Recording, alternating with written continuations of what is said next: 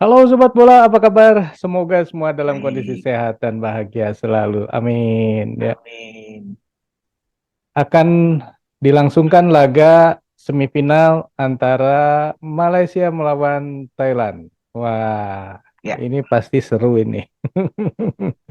Bro, seru-seru Ipung, memang. kira-kira seperti apa nih laganya antara Thailand dengan Malaysia? Ya, kalau kita melihat ya bagaimana Malaysia bisa muncul sampai ke semifinal, kemudian juga bagaimana Thailand dalam penyisihan grup juga begitu perkasa. Terlihat kan bahwa ada perimbangan kekuatan ya antara Malaysia dengan Thailand, di mana sebetulnya ada sesuatu yang agak sedikit konstelasinya agak sedikit berbeda antara Malaysia dengan Thailand. Di Hmm, saat Malaysia saat ini mungkin dalam tren yang makin membaik ya setelah di era Kim Panggon dengan hasil-hasil yang juga cukup memuaskan gitu. hmm, Nah, terlihat di pertandingan terakhir di saat mereka juga diharuskan untuk menang dan di situ tentu ada pressure dari secara mental ya karena hmm, ada keharusan untuk menang melawan Singapura. Mereka bisa menjawab tantangan tersebut dengan kemenangan yang telak 4-1 dan proses yang terjadi juga gol-golnya cukup indah ya. Lihat hmm, bagaimana organisasi permainan Malaysia itu terjalin dengan sistematis dan rapi. Itu dari sudut Malaysianya. Kemudian kita juga melihat dari sudut Thailand ya. hmm, Walaupun Thailand juga di awal-awal sempat juga kurang-kurang begitu meyakinkan, bahkan eh, pertandingan melawan Indonesia pun juga berakhir juga dengan seri. Dan di sini juga kan terlihat bahwa ada perimbangan-perimbangan kekuatan di ASEAN ya hmm, terhadap empat kekuatan besar di ASEAN, Indonesia, Vietnam, Malaysia, dan Thailand. hmm, Dan di pertandingan terakhir pun juga Thailand ternyata walaupun kita sempat meragukan, dia juga berhasil memukul the rising star sebetulnya Kamboja ya dengan angka yang juga cukup telak gitu loh. Nah, kalau kemudian terjadi benturan antara Malaysia dengan Thailand, saya sih yakin sekali bahwa ini pertandingan akan menarik. Apalagi di pertandingan pertama, ini kan leg pertama dilangsungkan di Bukit Jalil, di mana Bukit Jalil selama AFF mencapai rekor kehadiran penonton sampai 65.000 orang. hmm, Dan rasanya rekor yang 65.000 orang ini tidak akan terpecahkan ya selama gelaran ini sampai berakhir.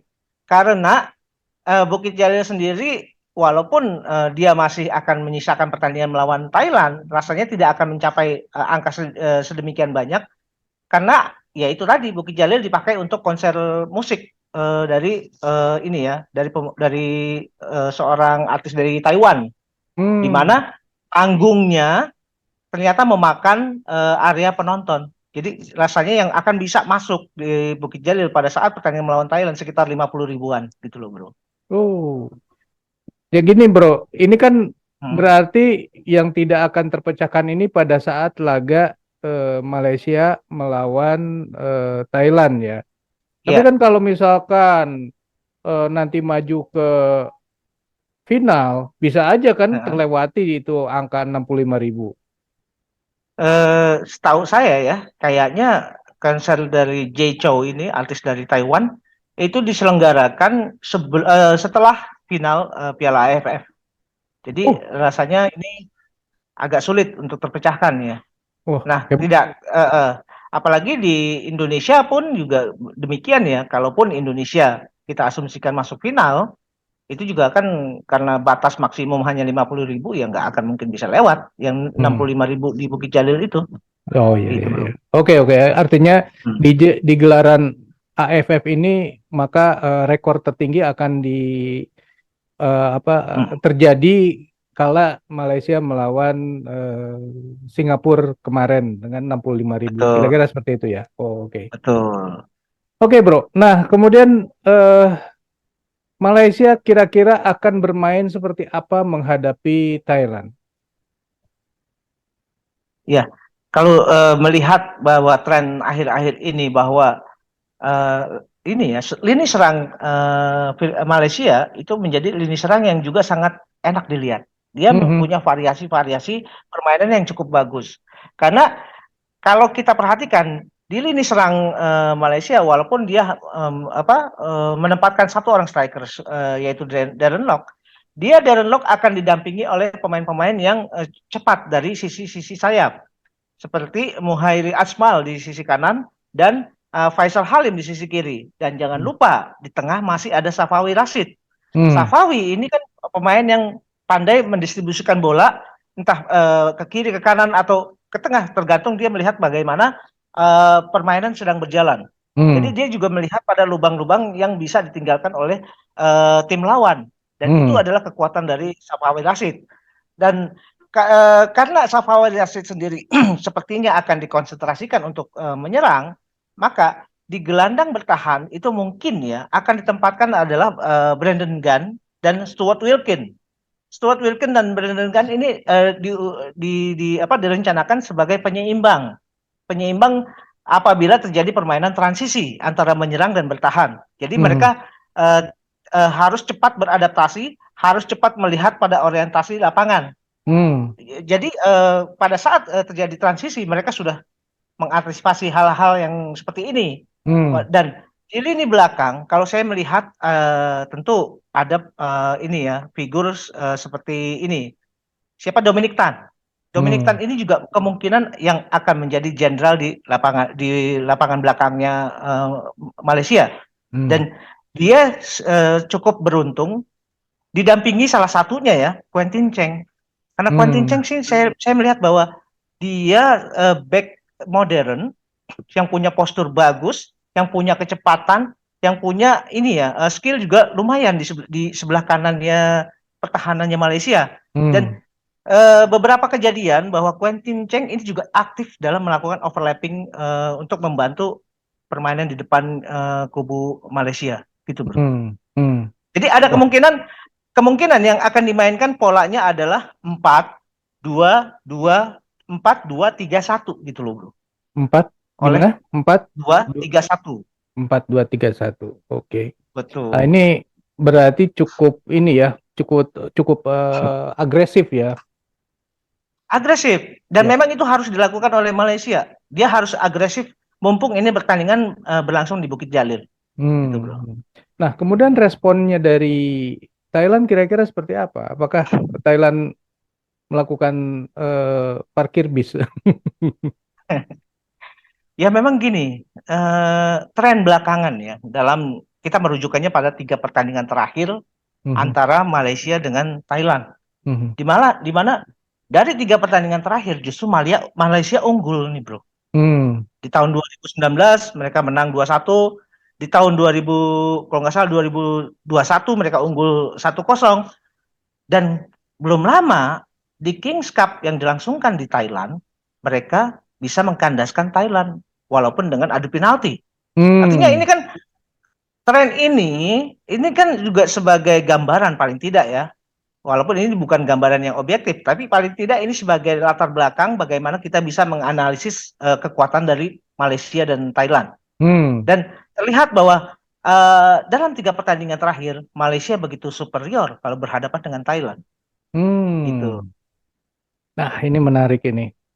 Apakah ini pertanda bahwa Malaysia akan melaju ke final? Bisa saja, bro. Bisa saja. Karena saya melihat juga ya ini Malaysia itu memang peluang, kalau saya bandingkan peluang persentasenya Malaysia di pertandingan pertama ini dengan Thailand, saya melihat Malaysia punya koefisien keberhasilan 60% berbanding 40% Thailand. Jadi saya mengunggulkan Malaysia sebetulnya dalam pertandingan ini.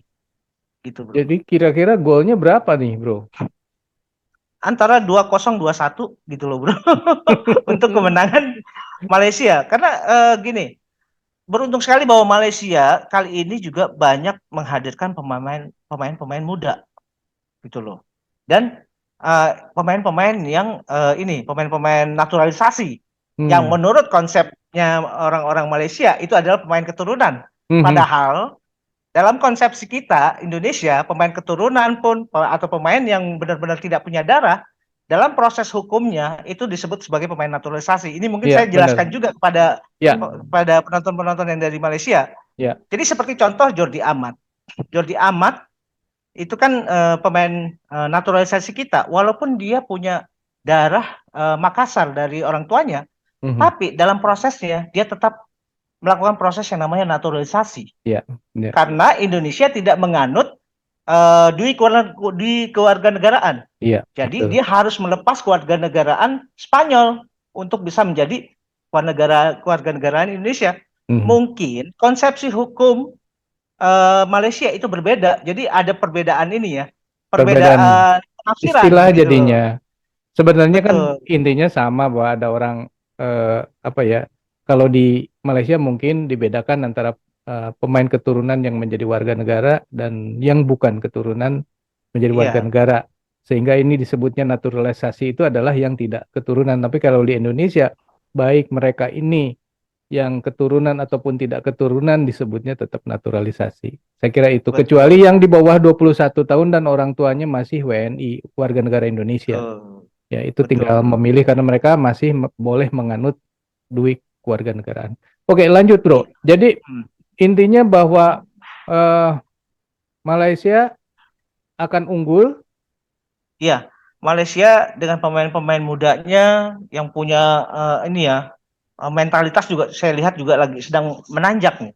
Mhm, Dan kemudian bagaimana racikan Kim Panggon antara pemain naturalisasi dengan pemain-pemain seperti Faisal Halim, Safawi Rashid, Muhairi itu kan mhm, sudah terlihat begitu padu ya. mhm, Nah, tentu darah-darah muda ini akan ketemu dengan tim dari Thailand yang justru masih banyak mengandalkan pemain-pemain yang sudah berumur. mhm, Contohnya ada Terasil Dangda, ada Adisak, ada Teraton Bunmatan, yang semua rata-rata di atas usia 30 tahun gitu loh, bro. mhm. Jadi saya melihat kali ini peluang Malaysia lebih kuat ketimbang Thailand di laga pertama semifinal. Ditambah pemain dan juga pelatih Malaysia terbilang cukup Mm-mm. cerdik ya, terbukti ketika Ya, melawan saya Singapura. akui itu. Betul, betul, betul. Iya. Oke, Sobat Bola, itulah obrolan kita mengenai laganya Thailand eh, menjadi tamunya di Malaysia untuk semifinal leg pertama. Ya, Menurut Sobat sendiri, kira-kira siapa yang akan unggul nih antara Malaysia dengan Thailand? Silakan tulis di kolom komentar. Sekian dulu obrolan kita kali ini. Kita lanjut di video yang akan datang. Sampai jumpa. Bye. thank you, bro.